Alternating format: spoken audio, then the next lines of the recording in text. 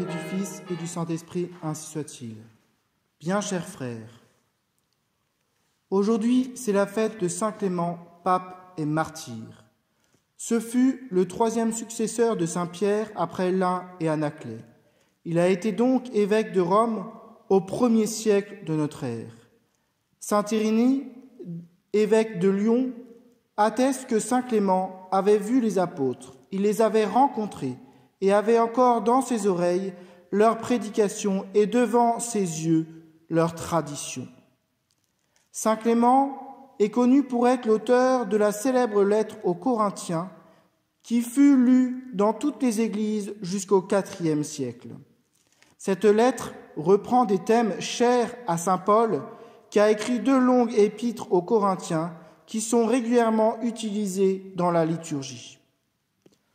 En particulier, cette lettre écrite par saint Clément nous parle de la charité et de la nécessité de nous convertir qui est toujours d'actualité.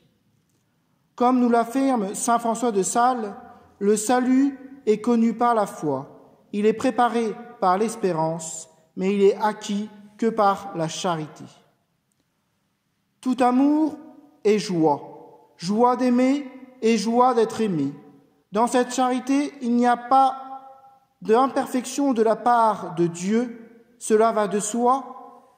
Ce n'est pas de sa faute si notre joie n'est pas complète, c'est bien sûr la faute de l'homme. Comment reçoit-il le don de Dieu? Et comment lui-même, en échange, se donne-t-il à Dieu? Nous recevons par le baptême cette charité, l'amour de Dieu, puisque nous devenons ses enfants.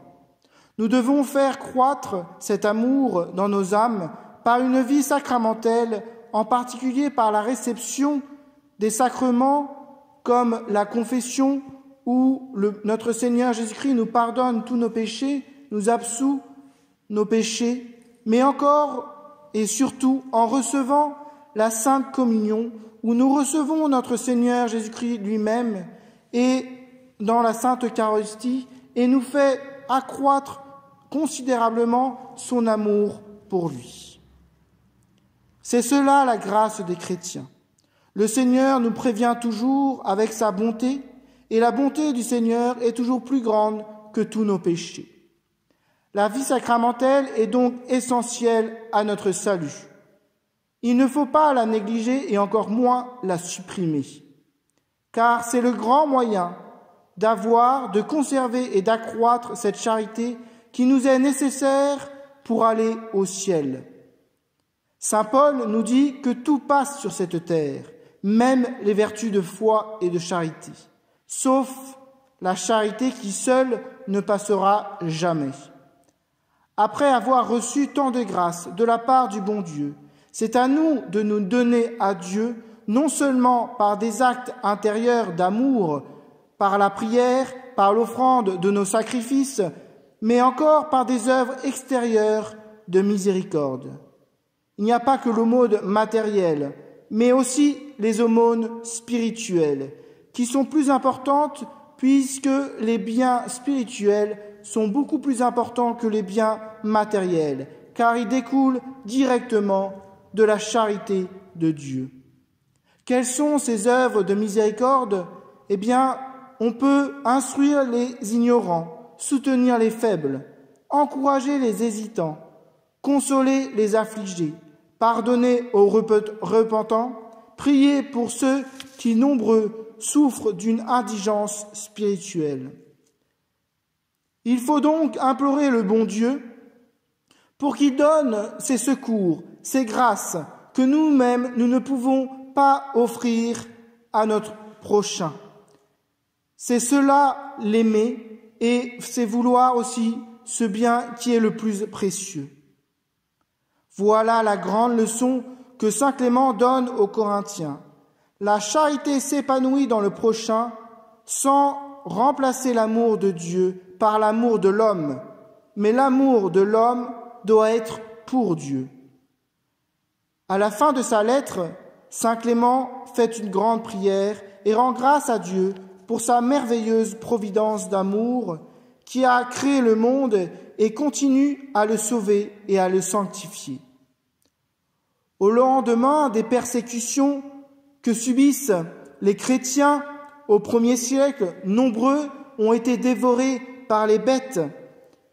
Les chrétiens sont bien conscients que les persécutions allaient se poursuivre et ils n'ont pas cessé de prier pour les autorités mêmes qui les ont condamnés injustement.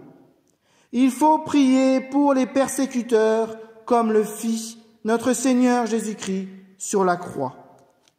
Cette prière contient également l'enseignement qui guide au fil des siècles l'attitude des chrétiens à l'égard de la politique et de l'État.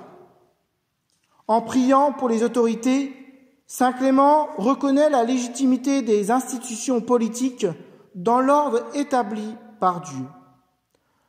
Dans le même temps, il manifeste la préoccupation que les autorités soient dociles à Dieu et exercent le pouvoir que Dieu leur a donné dans la paix et la mansuétude avec piété. César n'est pas tout. Une autre souveraineté apparaît, dont l'origine et l'essence ne sont pas de ce monde, mais d'en haut. C'est celle de la vérité, à laquelle revient également le droit d'être écouté par l'État. Saint Clément, comme il l'a fait pour l'Église de Corinthe, et ainsi pour toute l'Église au 1er siècle, demande que la charité règle les rapports entre les membres de l'Église. La charité unit et supporte avec patience les épreuves infligées par les ennemis de la foi. Alors, mes frères, ne soyons pas dans la tristesse des gens du monde qui pensent qu'à leur bien individuel ou à leur confort personnel. Soyons dans la joie de souffrir pour l'amour de Dieu, comme nous le montre l'exemple de Saint Clément, qui fut jeté à la mer, attaché à une ancre, et ainsi reçut la palme du martyr, ainsi soit-il. Au nom du Père et du Fils et du Saint-Esprit, ainsi soit-il.